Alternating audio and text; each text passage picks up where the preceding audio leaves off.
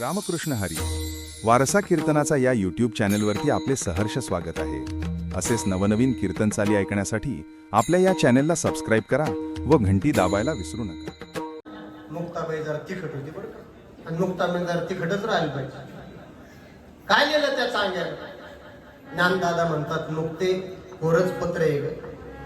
बाजूला निवृत्तीनाथ दादा होते. मुक्ताबाई म्हणते ज्ञानदादा 1400 वर्ष चांग्या जगला पण कोराच राहिला. ज्ञानदादा म्हणतात मुक्ते कोरे येते बरे, कारण कोऱ्यावर काहीतरी लिहिता येते. अगोदरच त्याने चिडबिडी करून ठेवली. त्याच्या कागदावर काय लिहिता? हे छोटे छोटे वारकरी आमच्याकडे येते ना, हे लय उन्हाळ राहते, लय धिगामस्ती करते, लय भांडणं करणं करते. यायच्या ताना ताना आमचे 5-5 किलो वजन कमी झाले. पण यांचा सगळा त्रास आम्हाला सहन होतो, कारण हे कसे आहेत? कोरे आहेत. यांच्यावर आम्हाला काहीतरी लिहिता येतं, आणि आम्ही जे यांच्यावर लिहितो हे संस्कार यांच्यावर घडतात.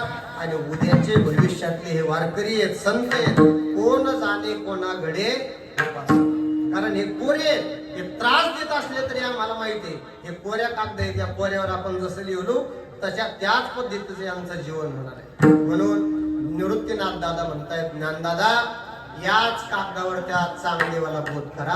म्हणून विश्वमाऊली ज्ञानोबारांनी त्याच कागदावर 65 ओव्या लिहिल्या. किती ओव्या लिहिल्या? आता 65च का लिहिल्या? आमचे गुरुवर्य महाराज म्हणायचे चांगदेव हे 14 विद्या आणि 64 कलेने युक्त होते, परंतु 65 कला त्यांना माहिती होती, म्हणून चांगदेव 65.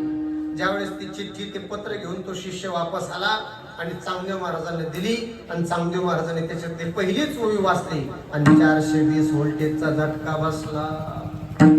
कारण त्याच्यावरचे शब्द जे होते ना, 1400 वर्ष चांगदेव महाराज शिकले, पण हे कधी पाहिलं नाही का कधी ऐकलं नाही. कारण त्याच्यातली पहिलीच ओवी अशी होती, स्वस्ती श्री वटेषु जो लपोनी जगदा भासू दावी मग ग्रासू प्रगटला करी.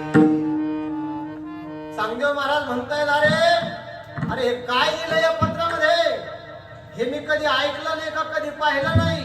आणि मग चांगदेव महाराजांच्या लक्षात आले, अरे आपण ज्यांना छोटे छोटे बालक समजतो, छोटे छोटे लेकरं समजतो, हे सर्वसामान्य लेकरं नाही, हे उपजता ज्ञान घेऊन आलेले संत महात्मे आहेत. म्हणून चांगदेव महाराज हे जाणून बुजून शरण आले लोटांगण.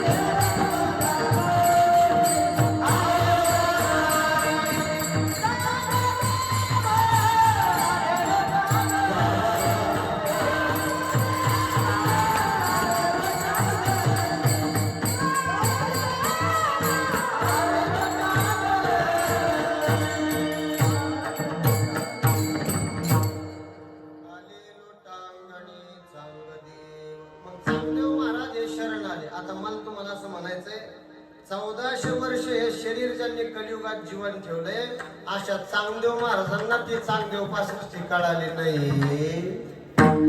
तुमच्या माझ्यासारख्या वांगदेवाला कळण होय? अत्यंत अवघड, अत्यंत क्लिष्ट, अत्यंत उच्च अधिकाऱ्यासाठी निर्माण केलेली ग्रंथ. त्याच्यानंतर ज्ञानोबारांनी चौथा एक ग्रंथ दिला, त्याचं नाव गाथा. बाकीच्या सगळ्या संतांचं वाङ्मय एका बाजूला आणि माझ्या ज्ञानोबारांचा गाथा एका बाजूला. आमचे गुरुवर्य महाराज म्हणायचे वारकरी संप्रदायामध्ये जीवन जगणारे जे माणसं आहे, वारकऱ्यांच्या सानिध्यात राहणारे जे माणसं आहे, वारकऱ्यांच्या चाली ऐकणारे जे माणसं आहे, त्याच माणसाला ज्ञानोबारांच्या अभंगाला काय लावता येत्या? चाली लावता येत्या. आता मग जिथं चालीच लावायचा खूप मोठा प्रश्न आहे. जिथं अर्थ अलंकार पदच्छेद अन्वय काय करायचा, कसं त्याचा संगती लावायची, अत्यंत अवघड, अत्यंत क्लिष्ट असा अभंग आहे. ज्ञानोबारांनी विचार केला, अरे 4 ग्रंथ मी या विश्वाला दिले, पण याचे अधिकारी हे स्वतंत्र आहे. उच्च कोटीची याचे अधिकारी आहेत, पण या जगात सर्वसामान्य जीवाकरता याचा कितीसा उपयोग होणार.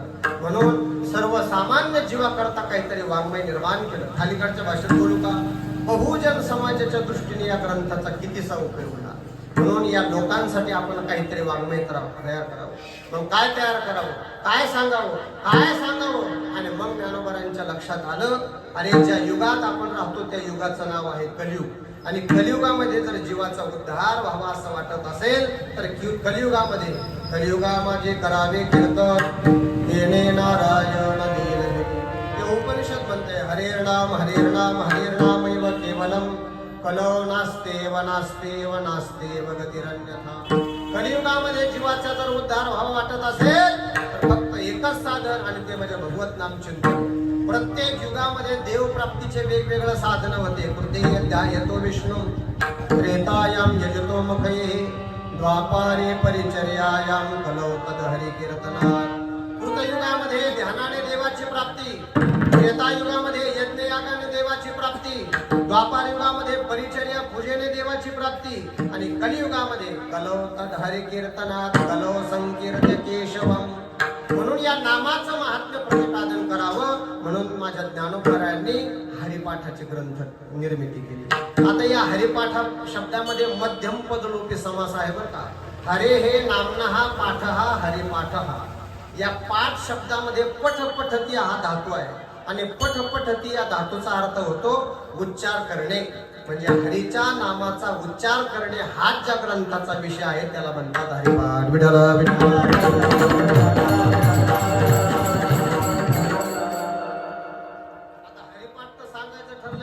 हरिपाठाची रचना तर करायची, पण सुरुवात अत्यंत महत्वाची आहे. सुरुवात कशी करावी. मग ज्ञानोबारांनी या जगाकडे जरा बारकाईने चिंतन केलं, आणि या जगातल्या यच्छावत मानव मात्राची मूलभूत आकांक्षा काय आहे त्याचं चिंतन केलं, आणि ज्ञानोबारांच्या लक्षात आलं या जगातला कोणताही जीव असो, प्रत्येक जीवाची अपेक्षा आहे सुखम सर्वाय रुच्यते. या जगातल्या प्रत्येक मानवाला जर आवडत काय असेल तर ते सुख आवडतं. लहान असो, मोठा असो, गरीब असो, श्रीमंत असो, सुशिक्षित असो, अशिक्षित असो, देशभक्त असो नाही तर हरिभक्त असो, प्रत्येकाला अपेक्षा आहे सुखाची. मला थोडा अधूनमधून बोलायचं म्हणजे जरा बरं वाटतं. तुम्ही ऐकता, मी बोललेलं तुम्हाला कळत असणार. मला सांगा, आपल्याला सुख पाहिजे ते कायमचं पाहिजे का तात्पुरतं पाहिजे? कायमच पाहिजे. बरं, दुःख मिटावं वाटतं ते कायमचं मिटावं वाटतं का तात्पुरतं मिटावं वाटतं? तात्पुरतं कायमचं. म्हणजे दुःख मिटावं ते कायमचं मिटावं, सुख मिळावं ते कायमचं मिटावं. आणि मला सांगा, मुक्तीची काय व्याख्या आहे?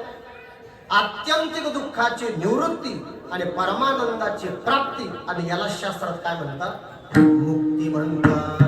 म्हणजे शब्ददृष्ट्या जरी मुक्तीची अपेक्षा नसली तरी अर्थदृष्ट्या जगातल्या प्रत्येक मानवाला मुक्तीची अपेक्षा आहे. म्हणून या मुक्तीचा सोपा सुलभ मार्ग या जगाला सांगावा म्हणून ज्ञानोबाराने विचार केला. या लोकाला जर अवघड सांगितलं तर पटत नाही. अवघड कोणी न करी सांगता सुलभ बहुता. म्हणून अत्यंत सुलभ सोपं सांगावं म्हणून ज्ञानोबाराने हरिपाठाची रचना इतकी सुंदर केली की ज्ञानोबारा म्हणतात, जो देवाच्या दरबारामध्ये उभा राहतो त्याला चारही प्रकारच्या मुक्ती मिळतात. ज्ञानोबारा अभंगाच्या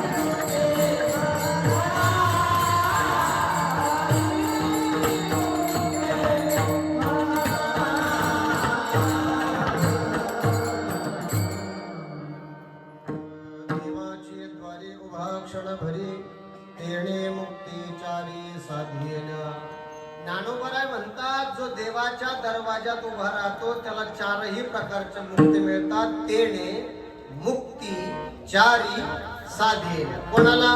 देवाचे द्वारे उभा क्षण भरे. मुक्ती एकूण चार आहे. एक सलोकता, दोन समीपता, तीन सलोकता आणि चार सायुज्यता. अगदी सोप्या भाषेत, सरळ भाषेत त्याच्या व्याख्या लक्षात घ्या. देव ज्या लोकात आहे त्या लोकात तुम्ही आम्ही जाणं याला म्हणतात सलोकता. ज्ञानोबरायांचं प्रमाण. ज्ञानदेवा ध्यानी रामकृष्ण म्हणे वैकुंठ भुवनी घर गेले. बस वैकुंठात आपल्याला राहायला भेटतं म्हणजे त्या लोकाला आपण जातो. एक. दुसरी मुक्ती आहे समीपता, म्हणजे देवाचं सानिध्य तुम्हाला मला प्राप्त होतं. ज्ञानोबरायांचं प्रमाण. नित्य नेम नामी ते प्राणी दुर्लभ लक्ष्मी वल्लभ तया जवळी. लक्ष्मीचा वल्लभ म्हणजे मालक भगवान परमात्मा त्याच्या जवळ येऊन राहतो म्हणजे समीपता नावाची मुक्ती प्राप्त होते. तिसरी मुक्ती सांगितली स्वरूपता, म्हणजे देवाचं स्वरूप जसं आहे चतुर्भुज रूप तसं तुम्हा मला प्राप्त होणं याला म्हणते स्वरूपता.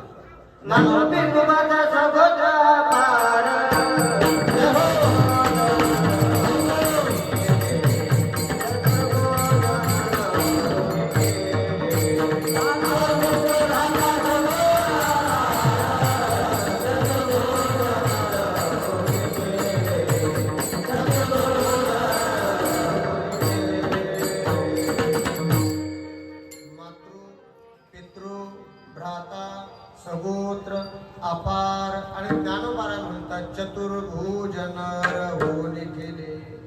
चार प्रकारच्या हात देवासारखं स्वरूप त्याला प्राप्त होतात याला म्हणतात स्वरूपता मुक्ती. बर. तिसरी एक चौथी एक मुक्ती सांगितली त्याला म्हणतात सायुज्य मुक्ती, म्हणजे देवच होणं. देवात आपल्यात आणि आपल्यात आणि देवात तिळमात्र भेद न राहणं याला म्हणतात सायुज्य मुक्ती. हरी हरी हरी मंत्र हा शिवाचा म्हणते जेवाच्या मोक्ष. मुखी नाम हती मोक्ष ऐसी साक्ष बहुतांचे.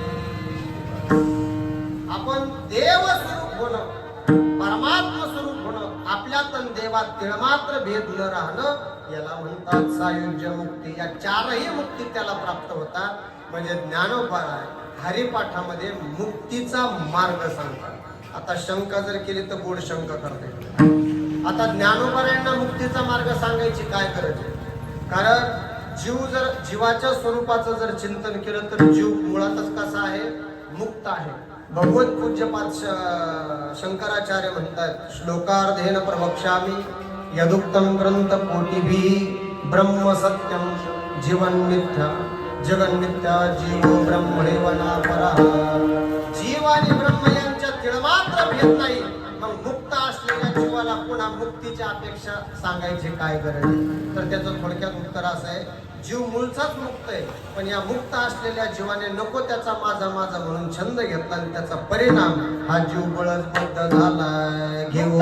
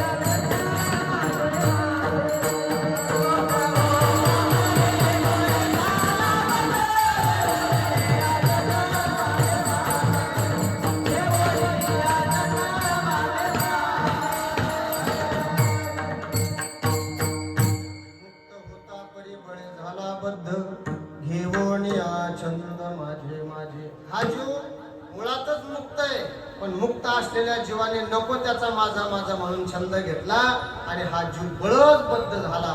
म्हणून बद्ध असलेल्या जीवाला मुक्तीचा मार्ग सांगण्याची गरज वाटली, म्हणून ज्ञानोबारायांनी हरिपाठाची रचना केली. आता या अभंगावर बोलण्यापूर्वी थोडीशी शंका अशी आहे बरं का. ज्यावेळेस आम्ही समाजामध्ये फिरतो, लोकांमध्ये जातो, त्यावेळेस लोक आम्हाला म्हणते, महाराज का हो? तुम्ही कधी बी कीर्तन, भजन, सत्संग, कथा वगैरे म्हटले की वेद, शास्त्र, पुराण, हरिपाठ, अभंग, गाथा याच्यावरच बोलत राहतो. ते कवर लोकांना सांगतात तुम्ही जुनं जुनंच. लोकांची नवीनाकडे अपेक्षा वाढली, जुनं जुनं मागं पडत चाललंय. मला सांगा, कालचा पेपर आज चालत नाही, मागच्या महिन्यातलं मासिक या महिन्यात चालत नाही, मागच्या पंधरवाड्यातलं पाक्षिक या पंधरवाड्यात चालत नाही. मला सांगा, आजचा सकाळ संध्याकाळी सुद्धा चालत नाही. लोक संध्यानंद आहे का म्हणतात. म्हणजे इतका लोकांचा नवीनाकडे भर चाललाय आणि तुम्ही जुनं जुनंच कुठपर्यंत सांगता लोकांना. तर हे जुनंच आम्ही का लोकांना सांगतो. एका भामती नावाच्या ग्रंथामध्ये एक कारिकाल एक सूत्र आहे. ते म्हणतायत हे जुनंच आम्ही लोकांना का सांगतो. ते म्हणतायत या जगामध्ये जर दुःख नावाची वस्तू जर शिल्लक असेल तर या दुःख निवृत्तीचा मार्ग सांगणाऱ्या शास्त्राधिकांची आजही गरज आहे. एवं ही शास्त्र विषयो न जिज्ञासेत यदि दुःखम नाम वस्तू जगते नस्यात. ते म्हणतायत जर जगामध्ये दुःख नावाची वस्तू जर जगात शिल्लक नसेल तर या शास्त्राधिकांची आजही विचार करायची गरज नाही. पण मी तुम्हाला असं विचारतो, जगात दुःख शिल्लक हे का संपलंय आहे? मला सांगा, माणूस रात्रीच्या टाइमला फ्रेश थकून भागून झोपतून सकाळी फ्रेश, सगळ्या चिंता टेन्शन दुःख नाही करून उठतो. माणूस उठल्या उठल्या काय ज्ञानेश्वरी वाचतो का, भागवत वाचतो का, अमृतानुभव का, चांगदेव वाचतो का, पेपर वाचतो. तुम्ही काय वाचत? पेपर. मला सांगा, पेपर वाचल्यावर माणसाला लय समाधान आनंद वाटतो का, आलेली शांती पुन्हा नष्ट होते?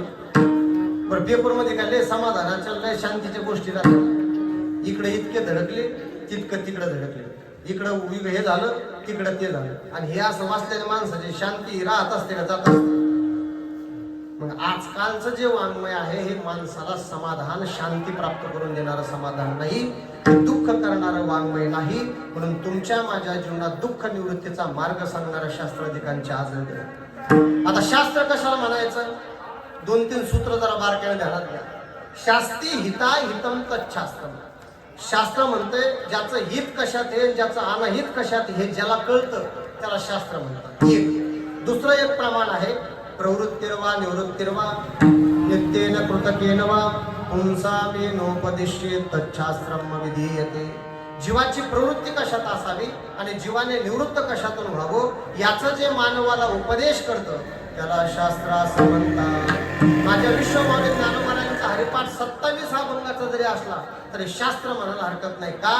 कारण ज्ञानोबाराने जीवाने काय करावं आणि काय करू नये याचं अत्यंत गोड चिंतन केलेलं असल्यामुळे माझा ज्ञानोबारायांचा एवढासा छोटासा 27 अभंगाचा ग्रंथ आहे हरिपाठ, पण त्याला शास्त्र म्हणायला हरकत नाही.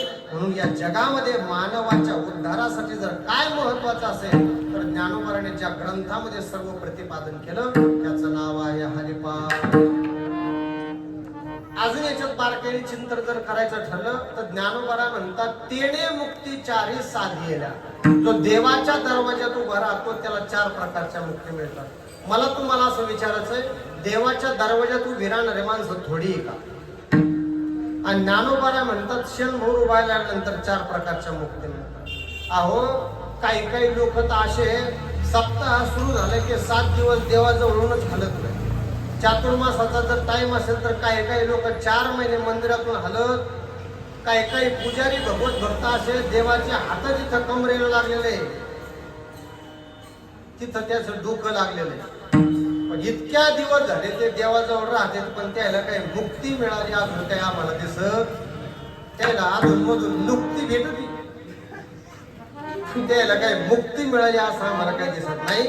आणि तुम्ही कसं काय म्हणतात जो देवाच्या दरवाजात उभा राहतो त्याला 4 प्रकारच्या मुक्ती?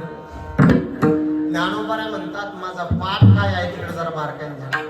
ज्ञानोबारा म्हणतात, मी देवळाची एक वारी नाही म्हणत, माझा शब्द आहे देवाची एक वारी. म्हणजे देवाचं द्वार वेगळं आणि देवळाचं द्वार वेगळं. तुम्ही आम्ही जे उभा राहतो ना हे देवळाच्या दरवाजात उभा राहतो. पण उभा कसं राहतो आपण माहितीये का? आपण घरून निघतो, मंदिरात येतो, देवाच्या दर्शनाला जातो, देवाच्या पायावर डोकं टेकवतो, हात जोडतो, प्रदक्षिणा करतो आणि खरं सांगा देवासमोर उभा राहतो का मंदिराच्या पायरीवर उभा राहतो? मंदिराच्या पायरीवर उभा राहतो. आणि कुंकड पाहतो आपण, देवाकडे पाठ राहते का देवाकडे तोंड राहतो? आपण पाठ राहते. मग आता देवाकडे पाठ केल्यानंतर आपण नेमकं कुठे आहे? संत साधू महात्मे शास्त्र म्हणते हे पहा, हा स्थूल देह कुठे याला परमार्थात काही किंमत नाही.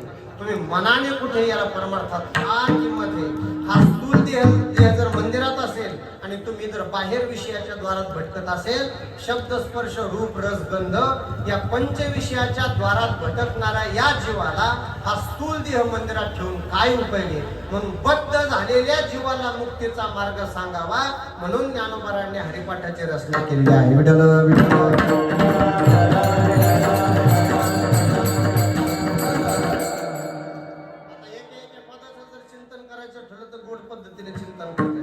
जेवढा वेळ भेटेल तेवढ्या वेळात चिंतन करू. ज्ञानोबारायांनी हरिपाठामध्ये सगळ्यात पहिला शब्द वापरला देव. कोणता शब्द वापरला? देव. ज्ञानोबाराय म्हणतात देवाच्या दरवाज्यात. पण कालमान परिस्थिती सांगू का वकील साहेब? सध्या परिस्थिती अशी लोकांची, सध्या लोक देवच मानते. त्याला जर म्हणलं तुम्ही का नाही म्हणता तर ते स्पष्ट युक्तिवाद लावतात. ते म्हणतात असतात ज्या अर्थी देव दिसत नाही त्या अर्थी देव. आमचं म्हणणं, आमच्या शास्त्राचं म्हणणं त्या लोकांना असं आहे की तुम्ही म्हणताना देव दिसत नाही म्हणून नाही, मग तुम्ही सिद्ध करून द्या ना की जे जे दिसत नाही ते ते नसतं आणि जे जे दिसत असतं ते ते असतं. हे आपल्याला सिद्ध करता येत नाही त्यांना. हे बघा, जुन्या काळामध्ये वेगवेगळे दृष्टांत शास्त्राने प्रतिपादन केले. आमचे गुरुवारे महाराज म्हणत असतात जे जे दिसतं ते ते असतं असं काही नसतं आणि जे जे दिसत नाही ते ते नसतं असंही काही नसतं. मला सांगा, जुन्या काळामध्ये चित्रपटगृहामध्ये चित्रपट चालू होता. एक सुंदर मालिका चालू होती, रामायण मालिका. आणि रामायणाच्या मालिकेतला एक सुंदर प्रसंग चालू होता लंका दहनाचा. मारुतरायाच्या शेपटाला चिंता गुंडाळलेल्या होत्या. मारुतरायाच्या शेपटावर रॉकेल टाकलेलं होतं. शेपूट पेटवलेली होती. मारुतराय इकडून तिकडं तिकडून इकडं उड्या मारित होते आणि सगळे लंका अशी धडधड पेटत होते. कुठं? चित्रपटगृहामध्ये. आणि चित्रपटगृहातले सगळे लोक तो प्रसंग अतिशय शांत चित्ताने ऐकत होते. आता मला सांगा, चित्रपटगृहामध्ये बसलेले सगळे लोक का लय चांगलेच राहते का? हौशे गौशे नवशे राहते तिथं. त्याच्यातला एक जण एका मित्राला म्हणतोय, मित्र मला बिडी प्यायची रे. ते म्हणजे मग पिना, काय अडचण आहे? लोक चालू कीर्तनच गांजा प्याय, बिड्या प्यायला लागले, तांबाखू खायला लागले, काही काही तर तांबाखू खाऊनच गायला लागले. काय अडचण आहे? पिना हे काय मंदिर थोडंच आहे, पी. ते म्हणे प्यायला काय अडचण नाही. ज्यानं बिडी पेटती ते माचेच माझ्याकडे नाही. ते म्हणे मग कसं मग काय अडचण? ते म्हणे मग बिडी कशी पितो? ते म्हणजे काय अडचण? ते काय मारुतराय एवढी लंका पेटायला लागला, जाय लंकेत आणि बिडी पेटून. ते उठलं, लंकेत गेलं, बिडी पेटली आणि बसलं येऊन बिडी पेट. खरे खरे जागी झोपले. बरं, अग्नी दिसतो का नाही? मग बिडी पेटती का? मग नाही पेटत मग अग्नी नाही का? मग नेमकं कसं आहे? गुरुवारी महाराज म्हणायचे जे जे दिसतं ते ते असतंच असं काय. ते प्रातिभाषिक सत्यातलं आहे आणि बिडी ही व्यावहारिक सत्यातली. म्हणून यांचं साधक बाधक व्यवहार होऊ शकत नाही. म्हणून जे जे दिसतं ते ते असतंच असं काही म्हणता येत नाही. त्याच्या उलट चिंतन करून पहा. जाई जुई चंपा चमेली मोगरा हे निशिगंध हे फुलं आहे. त्या फुलामध्ये सुगंध आहे का नाही? दिसतो का आपल्याला? तुमचं काय म्हणणं आहे? जे जे दिसतं ते ते असतं. मग फुलातला सुगंध नाही म्हणा. ते म्हणतं नाही म्हणता कसं? अरे नाकाला कळतो ना. ह्या पहा, तुमचं काय म्हणणं आहे? जे जे दिसतं ते ते असतं ना. मग फुलातला सुगंध दिसत नाही तर नाही म्हणून ते म्हणतो नाही म्हणता येत नाही, नाकाला कळतो ना. मग फुलातला सुगंध दिसत जरी नसला तरी तो आहे हे आपल्याला मानावं लागतं. तसं परमार्थ वस्तू ही दिसत जरी नसली तरी ती आहे हे मानावीच लागते. तो का म्हणे आकळ आणि आहे सकळ. हे मराठी मंडळाचे खांब पसरले. महाराष्ट्र राज्य वीज मंडळ हे तार आहे. या तारात वीज आहे की नाही? दिसते का आपल्याला? तुमचं काय म्हणणं आहे? जे जे दिसतं ते ते आहे. मग एक काम कर, खांब्यावर चढा, वर शेंड्यावर जा आणि नुसतं करणच नका धरू. दोन्ही धरा करडनार्थी, मग कसा लाईट लागतो पहा. तारातली वीज दिसते का? मग नाही म्हणा ना. नाही म्हणता कशी? मर्क्युरी चालू आहे, स्पीकर चालू आहे, पंखा चालू आहे, फ्रीज चालू आहे, टीव्ही चालू आहे. या सगळ्या गोष्टीवरून त्या तारामध्ये त्याचं कारण असणारं वीज आहे हे आपल्याला मान्य करावं लागतं. तसं परमात्मा हा दिसत जरी नसला तरी तो आहे हे आपल्याला मान्य करावाच लागतो. एक जण बहादर म्हणू लागला, तू मला किती पटवून सांग, माझ्या मनाला ते पटत नाही. आमचे गुरुवारी महाराज त्याला म्हटले, बेटा ज्या मनावून तू म्हणतो मन माझ्या मनाला पटत नाही, ते मन दिसतं का? मग न दिसणारं मन तू कसं म्हणतो? उपनिषद म्हणतं, यन मनसा न मनुतेर येनाहुर मनोमतम तदेव ब्रह्मत्वम विधी यदिदम उपासते. अरे ज्याच्यामुळे मनाला मनपणा आहे तो आहे परमात्मा. परमात्मा दिसत जरी नसला तरी तो आहे मान्य करणं. मी साधच बोलतो तुम्हाला. मला सांगा, आपल्याला जगामध्ये विचारण करत असताना कार्य करण्याचा विचार करावा लागतो. ज्या अर्थी कार्य दिसतंय त्या अर्थी आपल्याला त्याचं कारण हे मान्य करावं लागतं. वेगवेगळे रंग भरणी, वेगवेगळे आकार आहे, हे चित्र विचित्र जगत आहे, याचं कोणी करता मानाल का नाही? दृष्टांत आमचे गुरुवारी महाराज सांगत असतात, ज्ञानेश्वरीमध्ये ज्ञानोबांनी गोड दृष्टांत दिला. उन्हाळ्याच्या दिवसामध्ये आपण कशातलं पाणी पितो? शक्यतो माठातलं पाणी पितो. मला सांगा, तो माठ आहे, तो माठ कशाचा आहे? मातीचा आहे. मग मातीचा माठ आहे तर मातीचा सगळ्याच ठिकाणी इकडे. मग मातीतून काय असे कोंबी दिले त्याचे? ज्ञानोबरांची भाषा किती गोड आहे पहा. ज्ञानोबरा म्हणतात, एरवी तरी भूमी आतून स्वयंभू काय गाडग्याचे निगती कोंब परी कुलाल मतीचे गर्भ उमटले. ज्ञानोबरा म्हणतात, अरे कुंभाराच्या बुद्धीचं ते कौशल्य तो घट त्या ठिकाणी निर्माण. म्हणून कार्य दिसतंय त्या अर्थी त्याचं कारण आपल्याला म्हणावं लागतं. बरं का वकील साहेब, आमच्या सुभाषितकाराने एक गोड दृष्टांत दिला. सुभाषितकारांनी सांगितलं, जगतां यदिनो करता फुलालेन विना घटः चित्रकारं विना चित्रं स्वतेव भवेत्. ते म्हणतायत, चित्रकाराशिवाय जर चित्र होत असेल, कुंभाराशिवाय जर घट होत असेल, तर परमात्म्याशिवाय हे जगत निर्माण व्हायला पाहिजे. होऊ शकतं? शक्य. आमचे गुरुवारी महाराज एक गोड दृष्टांत सांगत असतात. एक वकील साहेब होते. आता ते आलंच, आता मी तरी काय करतो, ते थोडे नास्तिक मतवादी होते. तुम्ही परमार्थिक आहे, आमचं भाग्य आहे. आम्ही ज्याच्या घरी बसवते वकील साहेब, ते देव मानणार नव्हते, धर्म मानणार नव्हते, संत वाङ्मय मानणार नव्हते, नास्तिक मतवादी होते. पण त्यांची जी पत्नी होती का, ती थोडी आस्तिक स्वभावाची. तिने तिच्या मालकाला खूप समजून सांगितलं, माझ्यावर देव आहे, धर्म आहे, संत आहे, वाङ्मय आहे, आपण ते मानायला पाहिजे. ते म्हणजे जा तिकडे, मला नाही मानायचं, तू काय करायचं करून. ती काय करणार आहे? नाविलाज झाला. दिवसामागून दिवस ओलांडले आणि त्यांना एक मुलगा झाला.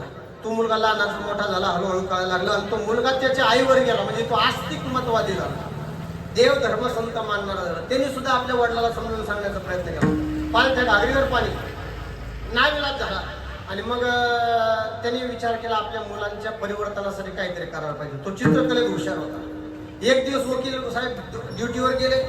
घरच्या ऑफिसमध्ये बाहेर पाठीमागच्या भिंतीवर लड्डू गोपाल भगवान श्रीकृष्ण परमात्म्याचं चित्र काढलं आणि ते सगळं चित्रकलेचं साहित्य तिथं पडून दिलं. ते गेलं घराच्या बाहेर. वकील साहेब 4 वाजता ड्युटीहून आले, कोर्टातून आले. एक पाय घरात, एक पाय दारात. थोडं गरमायला लागलं म्हणून पंख्याचं बटन दाबलं. अंधार जास्त वाटला म्हणून ट्यूबचं बटन दाबलं की लख प्रकाश पडला की लख प्रकाशामध्ये लड्डू गोपाल भगवान श्रीकृष्ण परमात्म्याचं चित्र पाहिलं. आता तो बाबाच तसा आहे, पाहिली वेध लावी पैसे जीवी, पाहिलं कीच पाहत राहिले. पण एक गोष्ट लक्षात ठेवा, जे हुशार माणसं असतात ना, जे बुद्धिवान माणसं असतात ना, जे दिसलं ते तिथंच थांबत नाही. जे दिसलं त्याच्या कर्त्याचा शोध घ्यायला. ते म्हणते, वाह क्या बात आहे, काय सुंदर चित्र आहे, पण काय ढकल. लगेच त्यांनी आवाज दिला, नरेंद्र. ते वाटच पाहत होतं, पप्पा कधी येते कधी मला आवाज दिला. ते म्हण, काय पप्पा? अरे चित्र कोणी काढलं? ते मला काय माहिती, इथं कसं काय आला? ते म्हणे आपोआप आला असं. ते म्हणे आपोआप कसं काय? ते म्हणे असं झालं असेल, हे सिस्पेन्सिल, ही फुलपट्टी, इथे सगळा आराखडा तयार केला असेल, म्हणजे सगळे रंग आपोआप उठले असतील आणि आपण आपल्या जागी लागले असतील. अशा अनेक प्रकारे हे चित्र तयार. त्याचे वडील असे रागवले, असे चिलतळे, असे मूर्खा गाढवा. ते म्हणजे पप्पा तुम्ही मला गाढव म्हणू नका, कारण गोड गाढव कोणापासून निर्माण होते याचा विचार लक्षात येतो तुमच्या. तुम्ही मला गाढव म्हणू नका. अरे हे आपोआप उठतील कसे ना आपोआप लागतील कसे? मग तुमचं म्हणणं काय? ते म्हणे माझं म्हणणं एवढंच आहे, ज्या अर्थी हे चित्र या ठिकाणी निर्माण झाले त्या अर्थी त्याचा कर्ता कोणीतरी हुशार कुशाल असं चित्रकार असला पाहिजे, त्याच्या बुद्धीचं ते कौशल्य.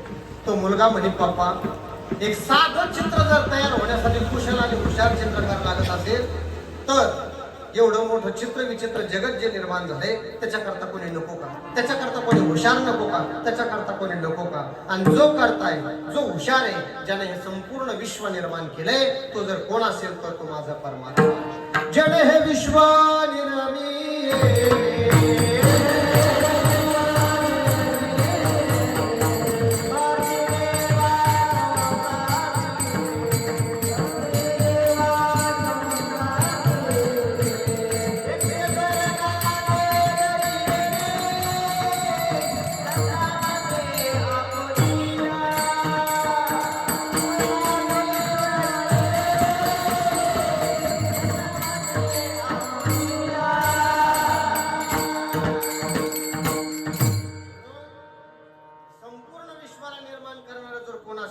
परमात्मा आहे, तो या जगताचं अभिन्न निमित्तोपादन कारण आहे. म्हणून देव हा आहेच आणि आपण तो मानलाच पाहिजे. साधं सोपं बोलू, मला सांगा, मी नाही असं कधी आपल्याला वाटतं का? मी नाही असं कधी आपल्याला वाटतं का? अरे हे मीचं जे स्फुरण तुमच्या माझ्या ठिकाणी होते हे कोणाचं आहे? हे त्याच आहे. ज्या अर्थी मी आहे म्हणतो त्या अर्थी परमात्मा हे आपण मान्य करायला पाहिजे. एरवी सर्वांच्या हृदय देशी मी अमुक आहे आईसी, जे वस्तू स्फुरे अहर्निशी ते वस्तू का मी आहे, परमात्मा आहे हे आपण मान्य करायला पाहिजे. आणि देव आहे आणि त्या देवाच्या आपण काय झालं पाहिजे? दरवाज्यात जायला पाहिजे. द्वार शब्द प्राप्ती साधन या अर्थ करा. देवाच्या दरवाज्यात या म्हणजे देवाच्या प्राप्तीच्या साधनात या.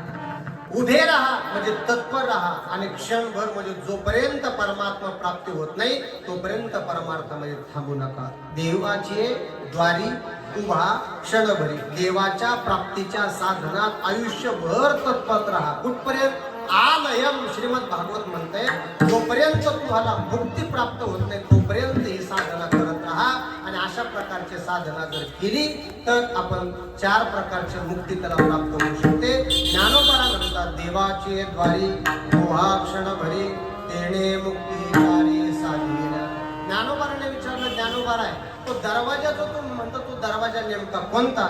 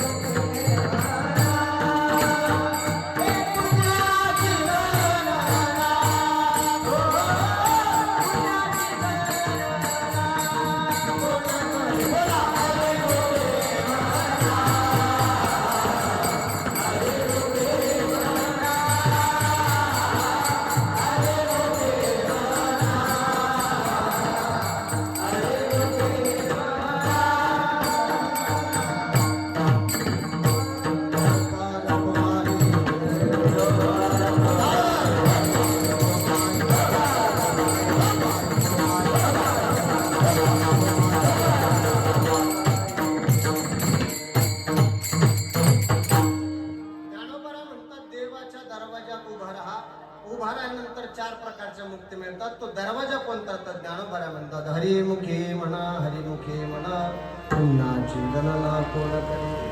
आता इथं भाषा कशी पा, इथं म्हणतात हरिमुखे म्हणा पुण्याची गणना कोण करे. म्हणजे देवाचं नाम चिंतन केल्यानंतर काय होतं?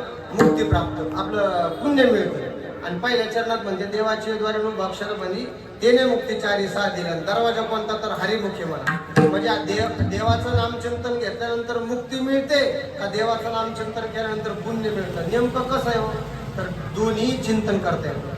देवाचं नामचिंतन केल्यानंतर पुण्य प्राप्त होतं आणि ज्याच्या जीवनात पुण्याचा साठा आहे त्यालाच मुक्ती मिळते. पाप्याला मुक्ती मिळत नाही. ज्ञानोबरांची भाषा आहे.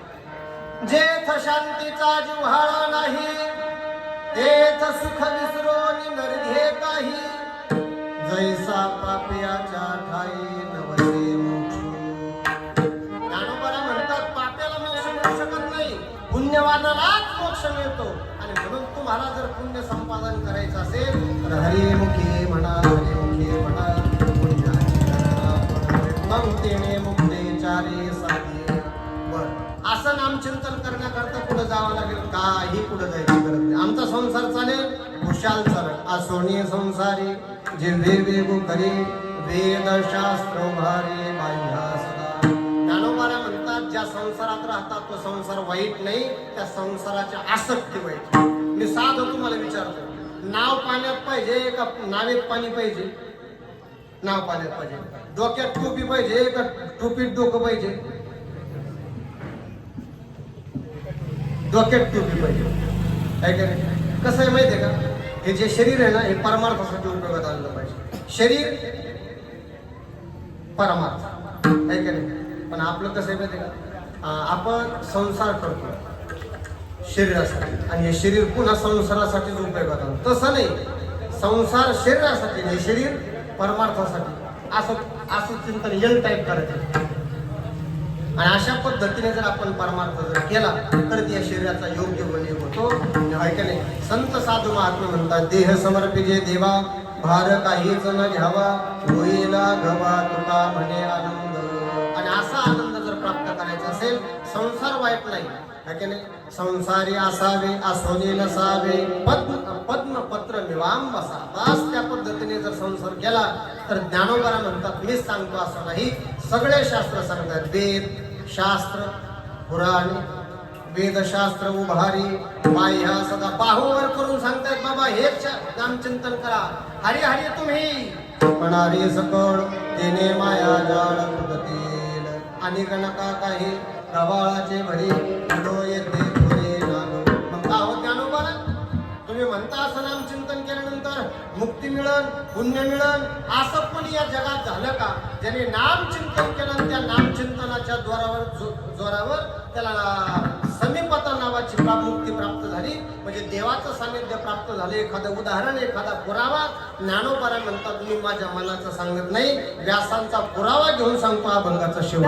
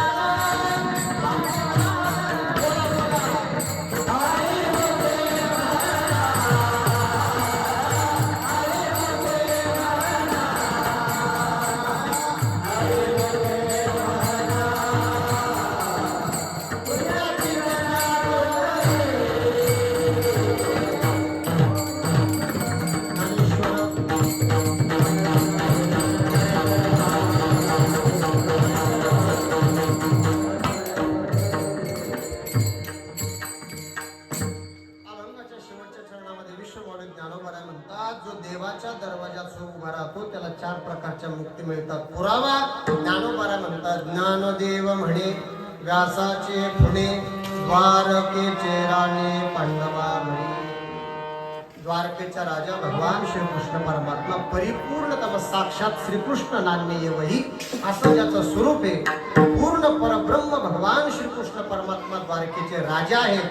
पण आपल्या सर्व राज ऐश्वर्याचा त्याग करून जर सतत कोणाच्या सहवासामध्ये राहत असेल तर राणी ही प्रतिपाळू धावे अर्जुनाची घोडी धुतली अनंते. किती प्रमाण आपल्याला सांगते, किती सेवा केली अर्जुनाची घोडी अनेक प्रमाणे सांगते. हा कोपे हा निवांत साहे या जगदीश्वराचे प्रेम एक दिसतसे निरुपम कैसे पार्थ येणे सर्वोत्तम पुण्य केले. काय पुण्य केलं? अरे सतत श्रीकृष्ण गोविंद हरे मुरारे हे नाथ नारायण वासुदेव. काही टाळ्या वाजू नका, ही आंबाबाई गेली पुढं. सतत अर्जुन झोपला तर अर्जुनाच्या रोमातून केसातून भगवान परमात्माचं नामचिंतन होत होतं आणि त्याचा परिणाम द्वारकेचा राणा पांडवा घरी. तुम्हा मला वाटत असाल विश्वाचा मालक भगवान परमात्मा आपल्या जवळ येऊन राहावा, तो राख कुठं? नावडे वैकुंठ शेषाचे शयन वैष्णव सदन आवडले. ज्ञानोबरांची गोवी मी हरपला दिवसावा जेथ नाम घोष भरवा करते माझा. अरे ज्या ठिकाणी माझं नाम चिंतन चालतंय मी येऊन त्या ठिकाणी राहत असतो. म्हणून तुम्हा मला जर वाटत असाल आपल्या घरी येऊन राहा, तर भगवान परमात्मा तुमच्या माझ्या सानिध्यात येऊन राहील, पण त्याच्यासाठी रामकृष्ण हरी असं सतत नामचिंतन आपल्याला करावं लागेल. आणि त्याचा परिणाम न लगते सायास जावे वनांतरा सुखी तू घरा नारायण. पण त्याच्यासाठी हरी मुखे म्हणा, हरी मुखे म्हणा, पुन्हाची गणना कोण करी. विश्वाचा मालक नाम चिंतन करण्याच्या सानिध्यात येऊन राहतो, म्हणजे समीपता म्हणजे सानिध्य देवाचं प्राप्त व्हातं आणि ते सानिध्य तुम्हाला मला प्राप्त व्हावं आणि भगवत नामचिंतन तुमच्या मुखातून माझ्या मुखातून घडून विश्वाच्या मालक भगवान परमात्म्याने घ्यावं आणि ते नामचिंतन घेण्याची सद्बुद्धी तुम्हाला मला प्राप्त व्हावी ही सद्भावना सदिच्छा व्यक्त करतो. माझ्या वाणीला पूर्ण विराम. भगवान बालाजी भगवंताच्या महोत्सवाच्या निमित्तानं चालत आलेला हा नाम महोत्सव आणि या नाम महोत्सवात ग्रंथराज ज्ञानेश्वरी पारायण, विशेष वेद पारायण अत्यंत सुंदर पद्धतीने या ठिकाणी चालू झालेला आहे. आणि या नाम महोत्सवातील प्रथम दिवसाची वाक्पुष्प सेवा या उत्सव समितीच्या माध्यमातून माझ्याकडे प्राप्त झाली. आवर्जून ज्यांचा विशेष संपर्क मला प्राप्त झाला आमचे आदरणीय परमार्थ स्नेही माऊली वारकरी शिक्षण संस्था पांगरे फाटा आमचे आदरणीय प्रेमानंदजी बाबा यांच्या माध्यमातून निमंत्रण आणि या निमंत्रणाच्या माध्यमातून या उपस्थित सर्व तमाम भावी भक्तांच्या चरणारविंदी हा सेवेचा योग या ठिकाणी घडून आला. सर्वांच्या चरणारविंदी ही सेवा समर्पित करतो. बोलण्याच्या ओघामध्ये एखादा वेळा वापरा शब्द एखाद्याच्या अंतःकरणात पोचला असेल रुटला असेल त्या पद्धतीने गिरी व्यक्त करतो, क्षमा मागतो. सर्वांनी अत्यंत गोड सुंदर साथसंगत केली. सर्व गुरुजन साधक मंडळींना खूप खूप धन्यवाद. बालाजी भगवान परमात्म्याच्या चरणारविंदी सेवा समर्पित करतो. माझ्या वाणी या ठिकाणी पूर्ण विराम देतो. न्यूनते पुरते अधिकते सरते करून घ्या वेदमते विरवित असे बोलिले पुरे वेडे वाकुडे उत्तरे पराक्ष महापरा